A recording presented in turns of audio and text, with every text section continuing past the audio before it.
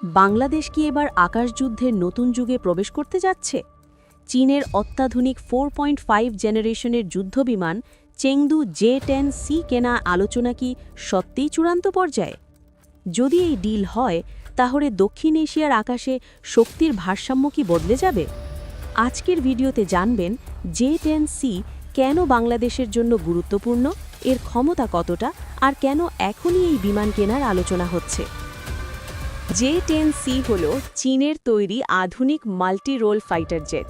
এটি 4.5 জেনারেশনের বিমান, যা ডিজাইন করা হয়েছে air superiority, ground attack, BVR missile যুদ্ধ, মাল্টি রোল অপারেশন। এই বিমানটিতে রয়েছে AESA radar, PL-15 long range missile, electronic warfare system, stealth like design, reduced RCS, helmet mounted display. এগুলো J-10C-কে আকাশযুদ্ধে অত্যন্ত বিপজ্জনক করে তোলে। কেন বাংলাদেশ J-10C কিনতে পারে?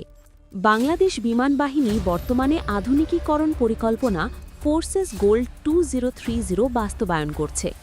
এই পরিকল্পনার অধীনে দরকার আধুনিক মাল্টিরোল ফাইটার, BVR সক্ষমতা, দীর্ঘ পাল্লার আকাশ প্রতিরক্ষা। বর্তমানে বাংলাদেশের প্রধান ফাইটারগুলো F-7 সিরিজ পুরনো, MiG-29 সীমিত সংখ্যা, Yak-130 লাইট অ্যাটাক। এই গ্যাপ পূরণ করতে J-10C হতে পারে বড় সমাধান। J-10C কতটা শক্তিশালী?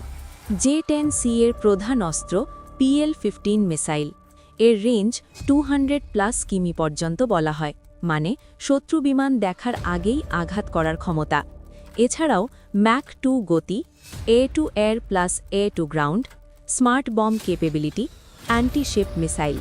এগুলো বাংলাদেশের আকাশ প্রতিরক্ষায় বিশাল পরিবর্তন আনতে পারে।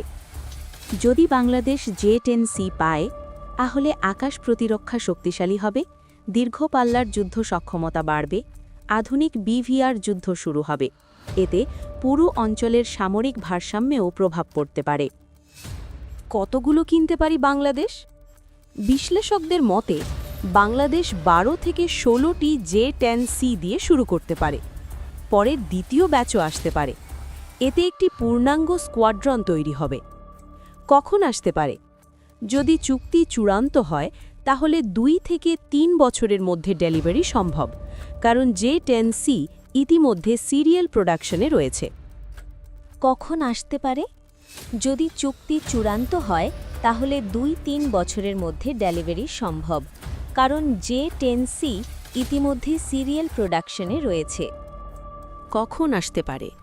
বাংলাদেশ যদি সত্যি J-10C কেনে, তাহলে বিমান বাহিনীতে আসবে নতুন যুগ। আকাশ প্রতিরক্ষা হবে আরও শক্তিশালী, আর দক্ষিণ এশিয়ায় তৈরি হবে নতুন ভারসাম্য। আপনার কি মনে হয়, বাংলাদেশের J-10C কেনা উচিত, নাকি অন্য ফাইটার দরকার? কমেন্টে জানান।